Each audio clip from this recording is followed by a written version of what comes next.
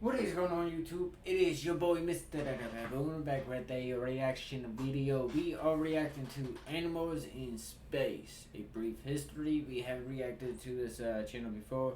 It's the same O Academy something, you know what I mean? And same ONELA. I don't want to mispronounce it or anything. I'm really bad at reading, not gonna lie.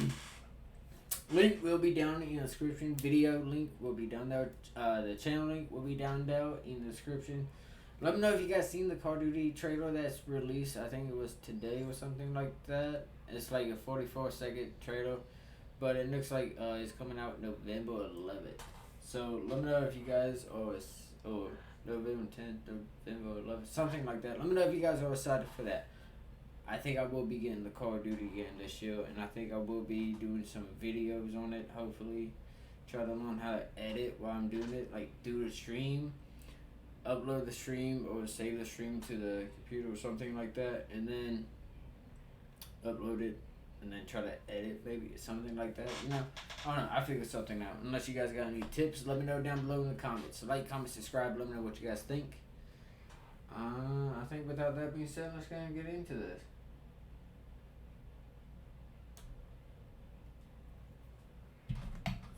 Let's go ahead and go down to it.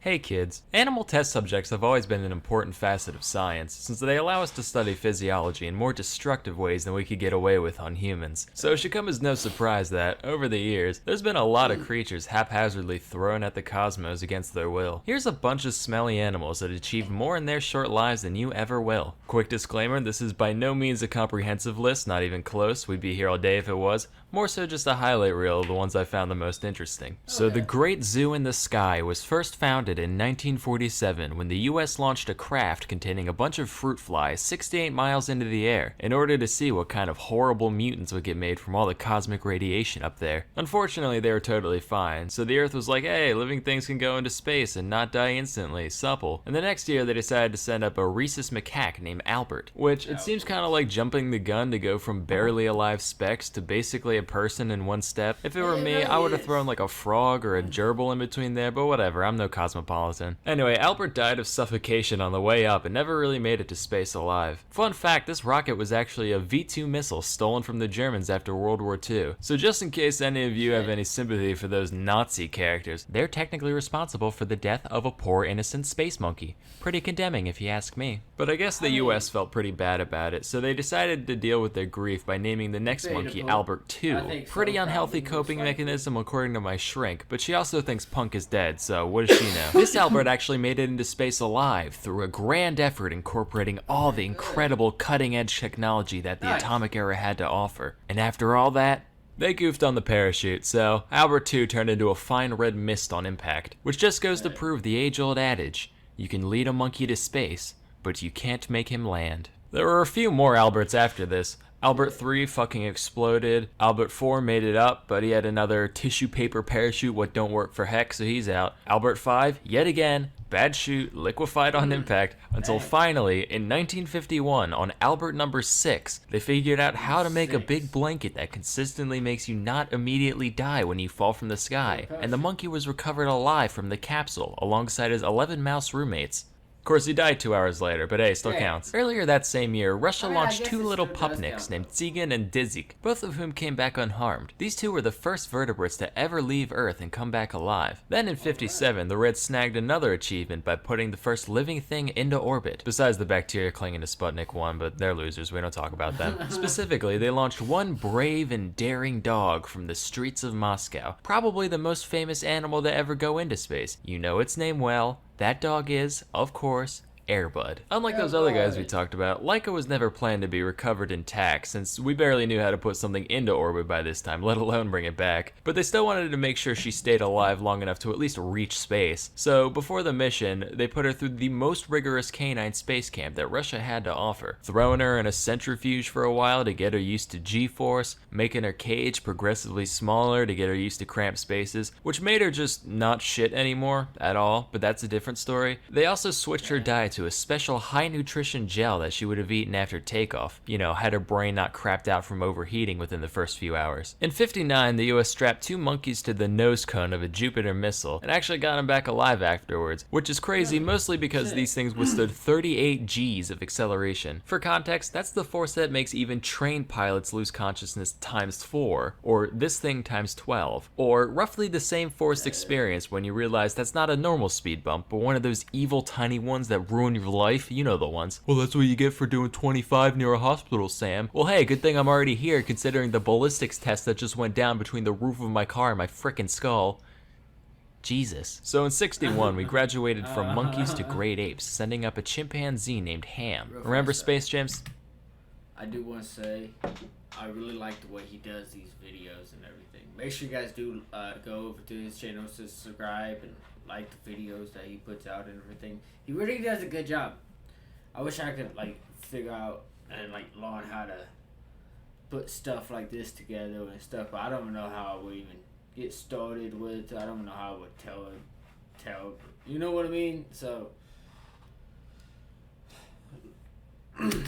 Yeah, it was that. Frame for frame, Andy Samberg and all. What's special about Ham is that he was actually trained to pull levers and slap buttons while up in the ship, being rewarded banana pellets for completing tasks and getting his feet tased whenever he messed up. Sounds like a cartoon, I know, but I promise it's for real. Meanwhile, the Soviets were busy putting a big, bald, smart ape into orbit, no big deal. France saw the US and Russia sending up monkeys and dogs and felt left out, so in 63, they launched a cat into space and were like, yeah, that's cool and unique. I'm one of the popular kids now. In 68, the Soviets saw the rabbit making rice cakes on the moon and said, how about a tortoise for that hare, launching 2 of them into deep space, all the way around the moon and back to Earth, where they were recovered alive after their capsule landed in the ocean. Kinda cheating when you are your own crash suit, but an impressive feat regardless. In 73, we put mummy chogs in space. What's a mummy chog? It's one of these things. Like a fish, but real rough and tumble. Tolerates low oxygen, weird pressure, high salinity, dishwasher safe, Energy Star rated, you name it, sister. At first they could only swim in circles, but after a couple weeks, they actually adapted to 0G and figured out how to maneuver properly. Even more interesting, we also brought mummy chog eggs, and when these hatched, the little mummy choglets knew how to swim in 0G immediately. Kinda spooky, honestly. That same mission also sent up some spiders, who managed to spin some webs. Trash webs, mind you, but hey, they managed. In 78, The Muppet Show aired Pigs in Space for the first time. In 85, we cut off the arms of a bunch of newts and sent them up to see if they grow back the same way. The reasoning behind this being, if a newt can't grow stuff back, then an astronaut with a paper cut probably can't either. Fortunately, they rearmed themselves at the normal rate, so all's good on that front. Around the same time, NASA actually had talks with Sesame Street about sending Big Bird up on the space shuttle as a publicity stunt. This is real. The plan ultimately fell through after they realized Big Bird is fucking giant and unwieldy at all times, literally the worst possible choice for a celebrity cameo on a space shuttle. So instead they sent a school teacher in his place.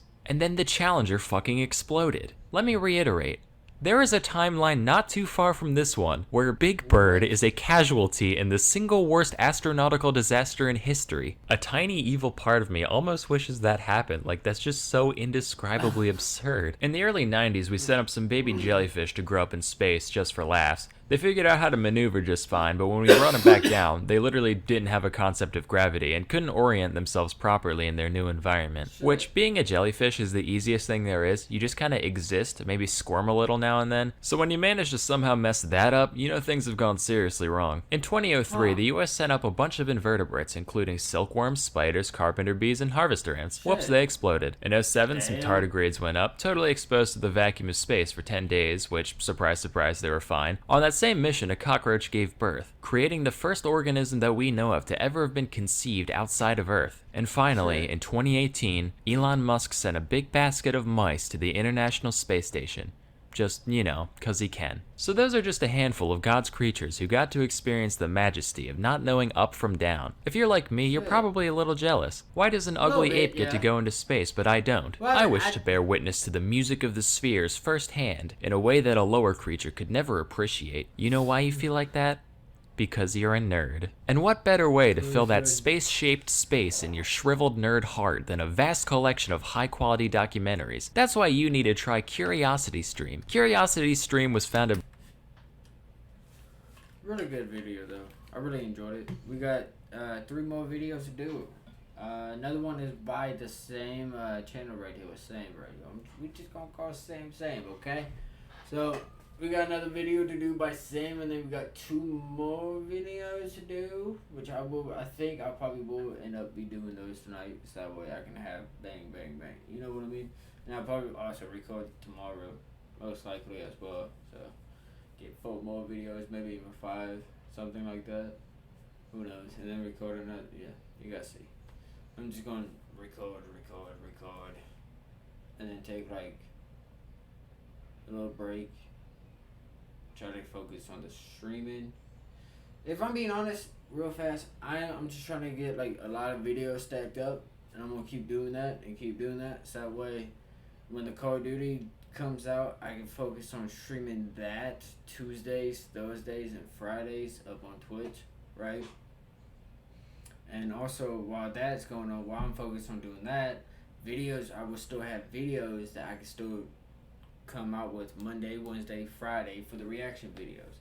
And on top of that, when I get gaming videos set up and figure out how to get those walked, how to get like an 8, 9, 10 minute, 15, 20 minute video from a Call of Duty stream I did, or something like that, then those I can start uploading those Mondays, Wednesdays, and Fridays as well.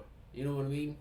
So I mean, there's a chance that I could possibly upload 2 videos on Mondays, Wednesdays, and Fridays. Maybe. Like maybe a reaction and then a gaming video. You know what I mean? Type thing. Something, I don't know.